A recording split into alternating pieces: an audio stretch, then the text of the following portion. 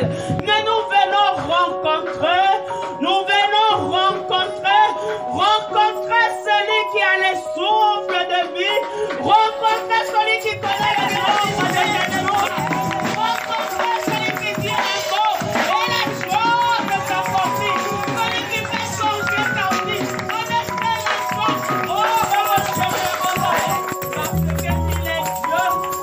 qu'il est Dieu, parce qu'il est souverain, il fait tout ce qui lui semble bon. Là où les hommes jugent, que toi tu te vas accepter, mais l'Éternel te demande pas de sauver, tout le monde le va adorer aujourd'hui. Pour toi le Père, est incroyable, digne de ton nom, au moment où tu dis comment je vais marcher, au moment où tu dis comment je vais parler. Alléluia, alléluia. Bien-aimé, loue l'Éternel. Mon âme loue l'Éternel ce matin. Moi, j'aimerais que tu puisses acclamer pour celui qui t'a renouvelé le souffle de vie ce matin.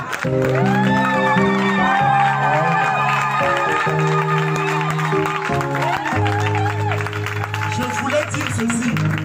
Je voulais dire que quand on acclame le roi des rois, on ne reste pas assis, mais on se lève. Parce que c'est celui qui... Alléluia!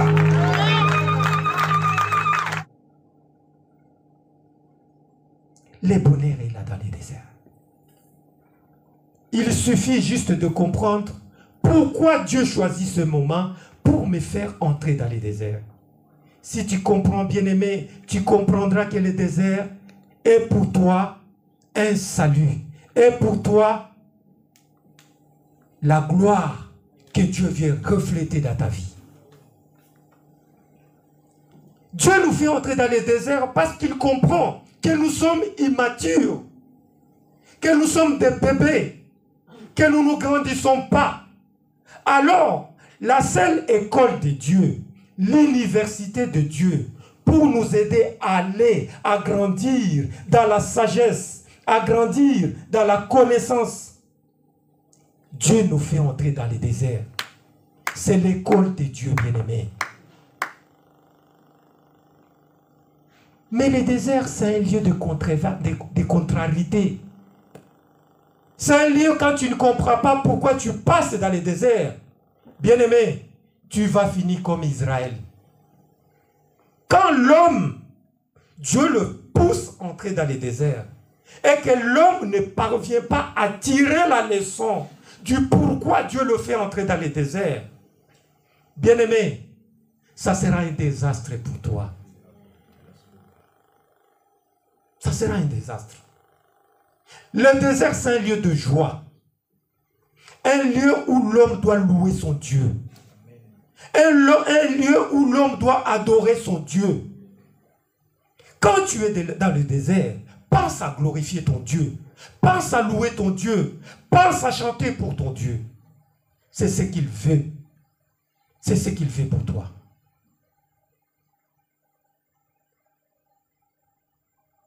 C'est ce qu'il veut pour toi, bien-aimé.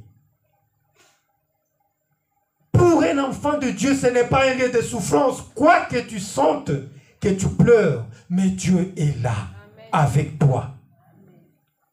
Dieu nous accompagne dans les déserts parce qu'il sait que c'est aride, c'est un milieu difficile. Il comprend que l'homme de lui-même, il ne peut pas survivre. Alors, Dieu est là. Et là où est Dieu, Satan aussi est là. Parce que ce qui est précieux pour Dieu est précieux à Satan aussi. Et nous devons les comprendre, bien-aimés. Ce que Dieu trouve précieux, Satan trouve aussi ça précieux. Quand tu es dans le désert, comprends l'objectif de pourquoi Dieu t'a fait entrer là-bas. Et c'est ce que je venais de nous dire, bien-aimés. Quand tu ne grandis pas après avoir passé dans le désert, sache que Dieu va multiplier plusieurs déserts pour toi. Parce que tu n'as pas su comprendre la leçon dans le premier désert que Dieu t'a fait entrer. Israël en a passé 4. Parce qu'il n'a pas pu comprendre la leçon que Dieu lui avait voulu lui transmettre dans les passages dans les déserts. Le premier désert qu'Israël a traversé, c'était le désert des Choux, qui les amenait vers Mara, où ils ont crié, murmuré contre Moïse parce qu'il manquait à boire, parce que l'eau était amère. Ils ont murmuré, parlé du mal de Moïse. Et à la fin, on leur a donné de l'eau. Le deuxième désert, c'était le désert des Sines. Le désert des Sines, c'est ce désert ici que nous venons de parler. Ils murmurent et ils pensent à l'esclavagisme. Ils se disent qu'ils étaient bien quand ils étaient dans le main de Pharaon par rapport à là où ils sont dans la présence de Dieu bien-aimé. Toujours Israël ne comprend pas l'essence de la traversée du désert. Et comme ils ne comprennent pas, Dieu multiplie les déserts. Le troisième, c'est le désert de Sinaï. Ils arrivent là, nous savons ce qui s'est passé à Sinaï. C'était la catastrophe totale. Et enfin, le quatrième, c'est le désert de Para. Le désert de Para qui les a amenés vers Kadès. Kadès qui était tout proche de Canaan, en face. Canaan qui était la destination finale pour toucher la gloire, la terre promise, où coulait le lait et le miel. Mais apparemment, c'était encore catastrophique. Bien-aimé, pense pourquoi tu es dans les déserts. C'est quoi le désert que tu traverses pour toi aujourd'hui? Quel est ton désert ce matin? Dieu peut te faire traverser le désert de la séparation dans ta vie, bien-aimé. Tu peux te retrouver, tu étais marié, un jour séparé, et la séparation te touche. Tu pleures, tu pleures, tu pleures. Mais Dieu veut t'apprendre beaucoup de choses dans cette séparation, bien-aimé. Ça fait mal, mais le Seigneur reprend son fils pour lui apprendre. Mon fils, tu as perdu le mariage, le premier mariage, parce qu'il n'y avait pas de sagesse. Tu as perdu le premier bonheur parce qu'il y avait ça, il y avait ça. Maintenant, ici dans les déserts, je vais t'apprendre comment tu dois vivre pour gérer le précieux que je vais encore te donner. C'est ça les déserts. Le désert peut être une maladie que tu traverses, bien-aimé. Une maladie incurable auquel tu te dis que Dieu n'existe pas. Dieu est avec toi dans cette maladie. Dieu est avec toi dans cette maladie. Mais il suffit de comprendre pourquoi j'ai cette maladie. Parce que ton Dieu, il s'appelle le Dieu Tout-Puissant.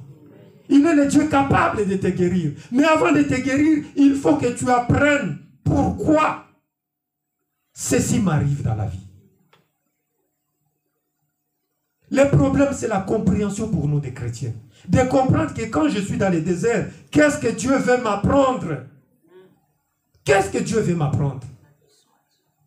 La majorité, quand nous sommes dans le désert, nous sommes plus dans le murmure contre Dieu.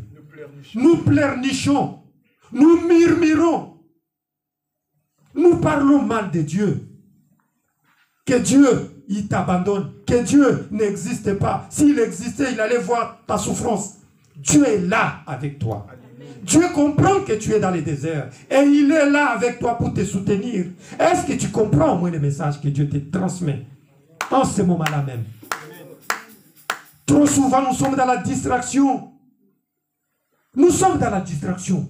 Oublions que dans les déserts de ma vie, Dieu est avec moi pour me soutenir. Nous voyons Israël. Il a soif, quoi qu'il parle mal de Dieu. Dieu fait sortir de l'eau dans une rocher.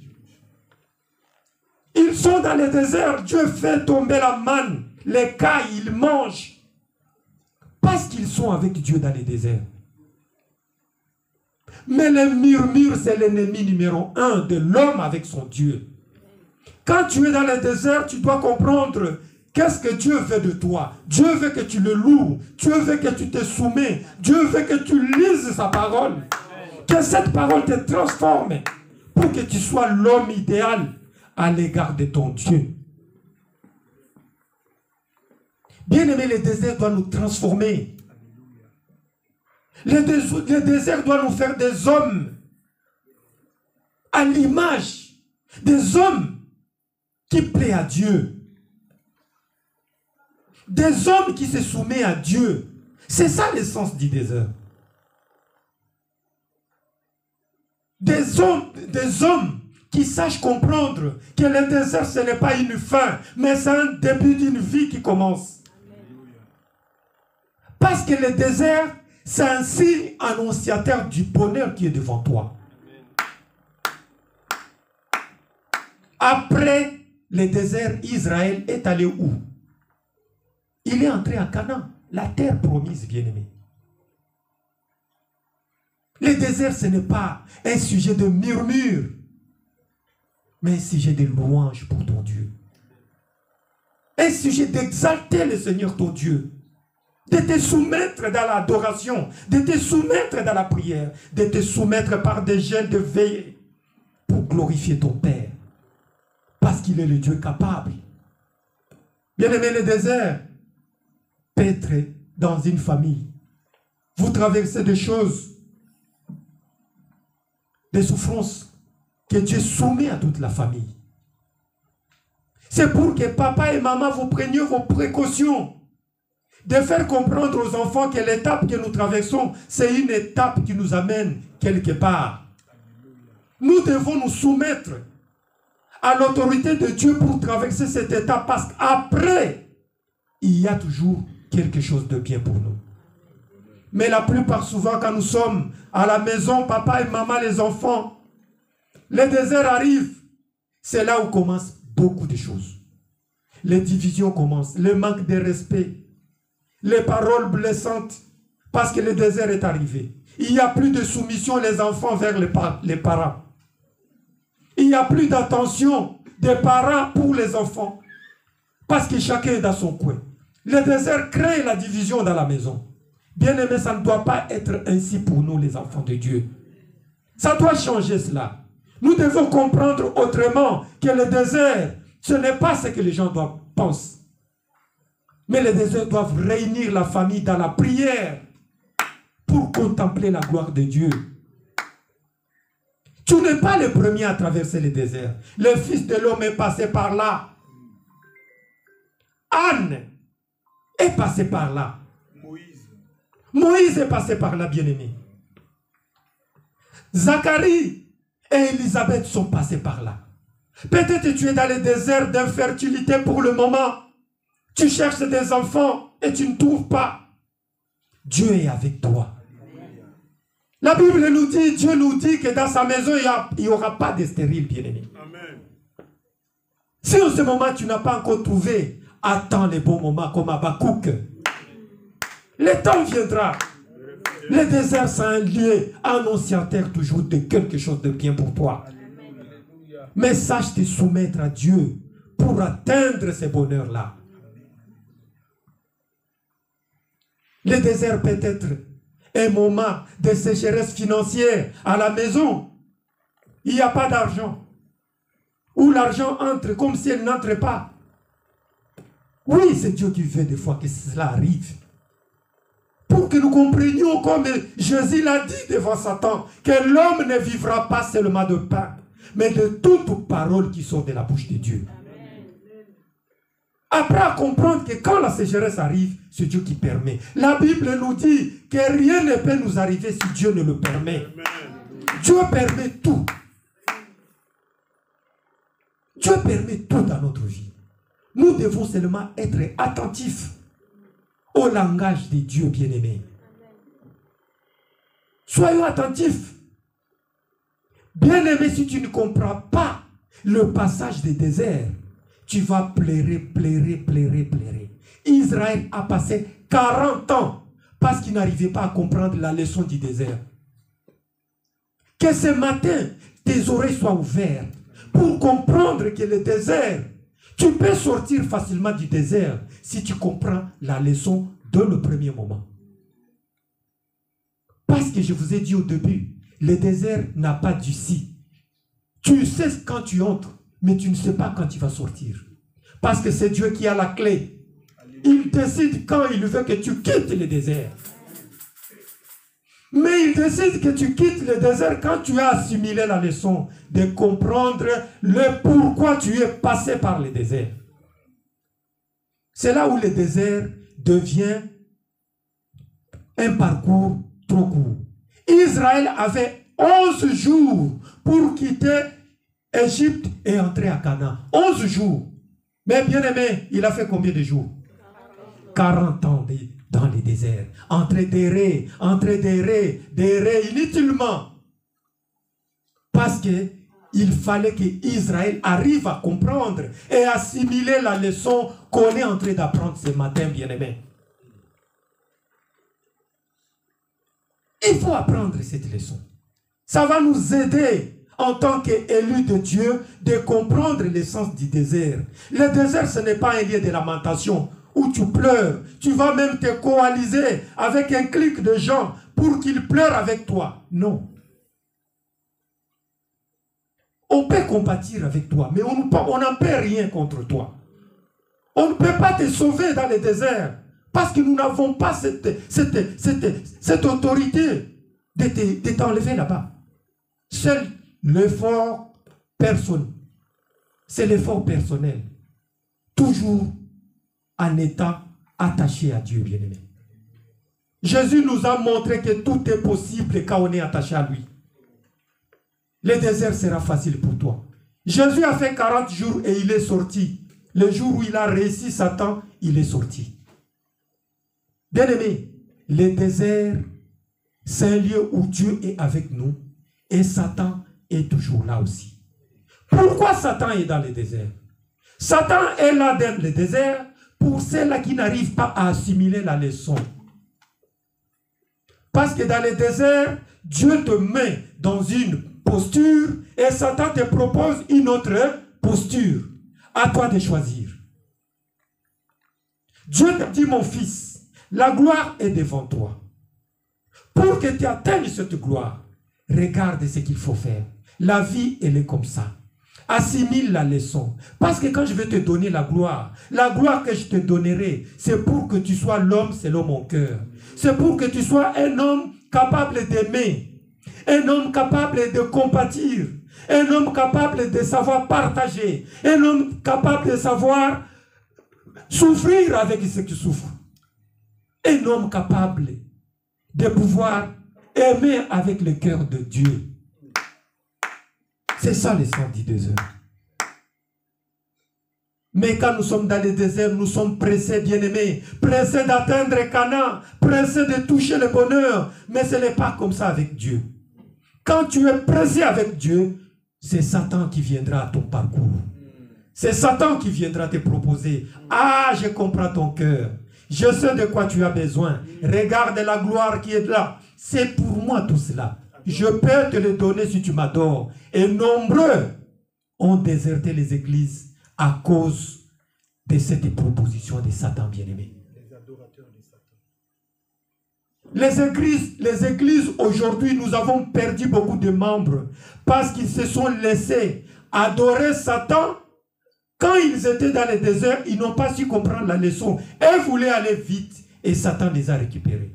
Nous sommes partis peupler le camp de Satan à la place d'être des hommes libres dans la gloire de notre Dieu bien-aimé.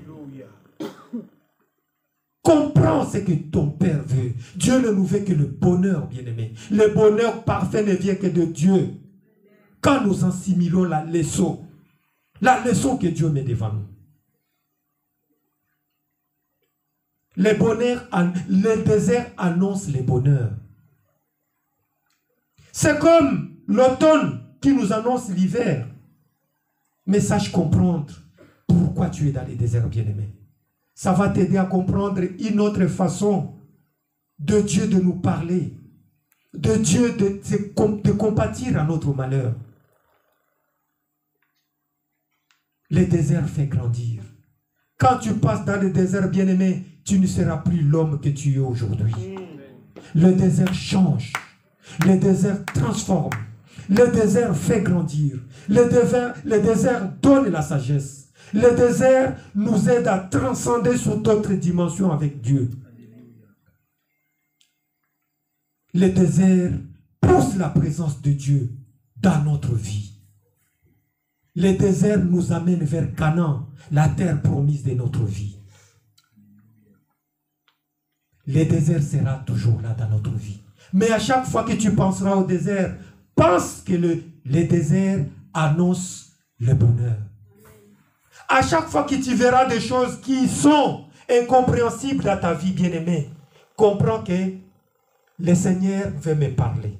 Le Seigneur veut ouvrir d'autres portes qui étaient fermées dans ma vie.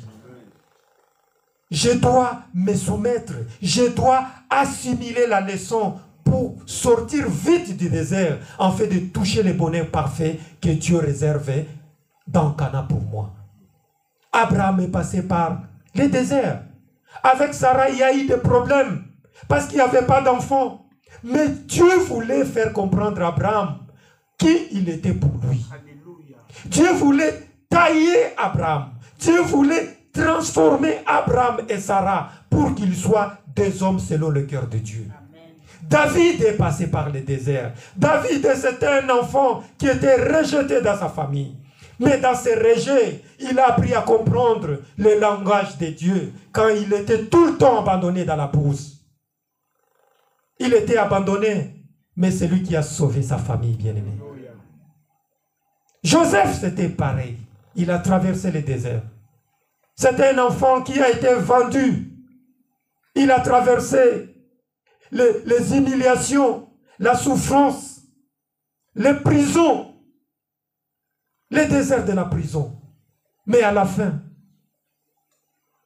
Joseph a été élevé en Égypte. Et c'est lui qui a sauvé Israël par la famine qui menaçait Israël. Bien-aimé, comprends les déserts dans ta vie. Ça t'aidera à aller de l'avant. Ça va t'aider à comprendre le langage de Dieu. Et le langage de Dieu amène toujours le bonheur dans notre vie. Tant que tu seras avec Dieu, rien ne sera impossible avec Dieu. Tout sera toujours possible quand on est avec Dieu. Mais ne laisse pas ton cœur être tenté à être séduit par Satan parce que tu es en train de traverser le désert et oublier l'essentiel de pourquoi Dieu t'a fait passer par là. Quand tu passes le désert, tu n'es plus la même personne, bien-aimé. Les hommes voient que la personne a changé. Le monde verront que tu as changé. Parce que quand tu passes le désert, tu comprendras la grandeur de Dieu. Et tu sauras toujours te soumettre. Laisse que Dieu bénisse ta parole de ce matin, bien-aimé. Et nous aide à grandir et avoir une autre façon de comprendre que le désert, ce n'est pas une fin, mais un début d'une autre vie. Quand tu comprends. Mais quand tu ne comprends pas, ça sera une souffrance atroce. Tu risques d'y passer toute ta vie en train de pleurer, de pleurer, de pleurer. Et tu seras à la merci de Satan pour être l'esclave et non le maître. Que Dieu bénisse sa parole de ce matin.